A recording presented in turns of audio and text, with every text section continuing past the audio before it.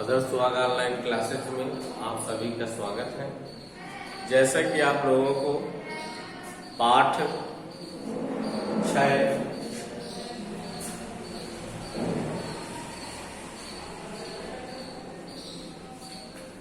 इतिहास के अंतर्गत स्वतंत्रता के बाद भारत के विषय में बुक से अध्ययन करा रहे हैं। आज हम उसी के आगे अध्ययन करेंगे। संविधान में हम आप लोगों को नए संविधान के गठन और संविधान की कुछ प्रमुख विशेषताओं के विषय में वर्णन किया था। आज उसी के आगे संविधान में अछूतों के साथ साथ आदिवासियों या अनुसूचित जनजातियों को भी विधायिका और नौकरियों में आरक्षण दिया। अनुसूचित जातियों की तरह इन भारतीयों को भी वंचित रखा गया था और उनके साथ भेदभाव किया गया था। आदिवासी आधुनिक सुविधाओं और शिक्षा से वंचित थे। उनकी जमीन और जंगलों पर समुदाय के बाहर के ताकतवर लोगों का कब्जा होता जा रहा था। संविधान में उन्हें जो नए अधिकार मिले उनका उद्देश्य इस स्थिति में सुधार लाने का था। अब हम आगे इसके अंतर्गत पढ़ेंगे। संविधान सभी में भाषा के प्रश्न पर भी काफी बहस हुई। बहुत से लोग चाहते थे कि अंग्रेजों के साथ अंग्रेजी भाषा को भी विदा कर दिया जाए। उनका कहना था कि अंग्रेजों की जगह हिंदी को अपनाया जाना चाहिए, परंतु जो लोग हिंदी नहीं बोलते थे उनका मत अलग था।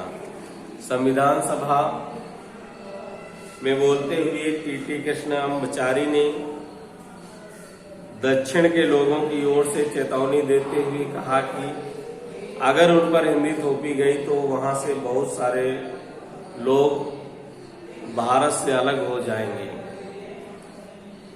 हिंदी को भारत राजभाषा का दर्जा दिया, जबकि अदालतों, सेवाओं और विभिन्न राज्यों के बीच संचार आदि के लिए अंग्रेजी के प्रयोग का फैसला किया गया। संविधान की स्थापना में बहुत सारे भारतीयों ने योगदान दिया था। इनमें सबसे महत्वपूर्ण योगदान डॉक्टर भीमराव अम्बेडकर का था, जो संविधान सभा की प्रारूप समिति के अध्यक्ष थे। डॉक्टर भीमराव अम्बेडकर क्या थे? डॉक्टर भीमराव अम्बेडकर प्रारूप समिति के अध्यक्ष थे, जिनके नेतृत्व में संविधान को अंतिम रूप दिया गया।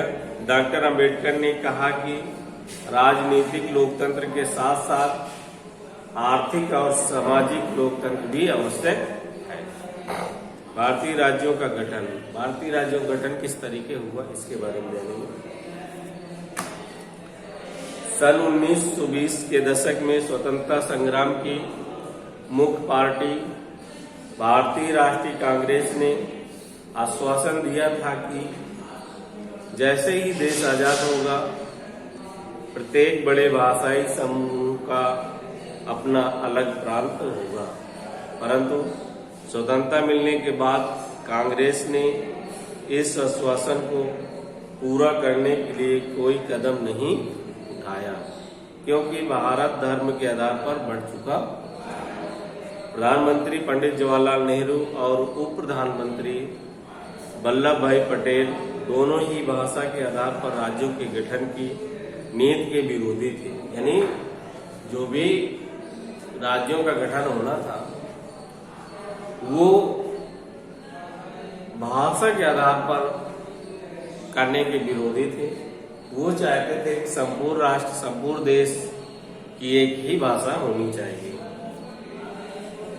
क्योंकि कांग्रेस के नेता अपने वादे से पीछे हट गए थे, इसलिए जगह जगह असंतोष फैला हुआ था। कन्नड़ भाषी, मलयालम भाषी, मराठी भाषी सभी अपने अपने राज्य के इंतजार में थे। सबसे गहरा असंतोष मद्रास प्रेसिडेंसी के तेलुगु भाषाई जिलों में दिखाई दिया। अक्टूबर 1952 ईस्वी में वायुव्रत गांधीवादी नेता पोट्टी श्री रामुलु तेलुगु भाषाइयों के हितों की रक्षा के लिए आंध्र राज्य के गठन की मांग करते हुए भूख हड़ताल पर बैठ गए। इसके समर्थन में जगह जगह लोग हड़ताल करने लगे और जुलूस निकालने लगे। 58 दिन के अनशन के बाद 15 अगस्त 1952 ईस्वी को पोट्टी श्री रामुलु को देहांत हो गया। व्यापक विरोध होने के कारण केंद्र सरकार को आखिरकार यह मांग माननी पड़ी। इस तरह 1 अक्टूबर 1953 ईस्वी को आंध्र प्रदेश के रूप में एक नए राज्य का गठन हुआ। तो आंध्र प्रदेश की स्थापना बाद में अन्य भाषाई समुदाय अपने अपने अलग राज्यों की मांग करने लगे। यानी जो सबसे पहले भाषाई रूप में गठन हुआ वो आंध्र प्रदेश राज्य था और इसी के कारण अन्य राज्य भी अपनी अपनी भाषाई के आधार पर राज्यों के गठन की मांग करने लगे।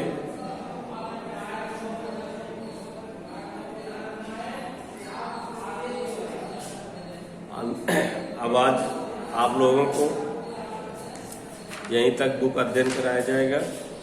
आगे के कल बुक का समापन कर देंगे और सभी बच्चे अपने बुक के माध्यम से इस पाठ को याद करने और समझने का प्रयास करेंगे। धन्यवाद।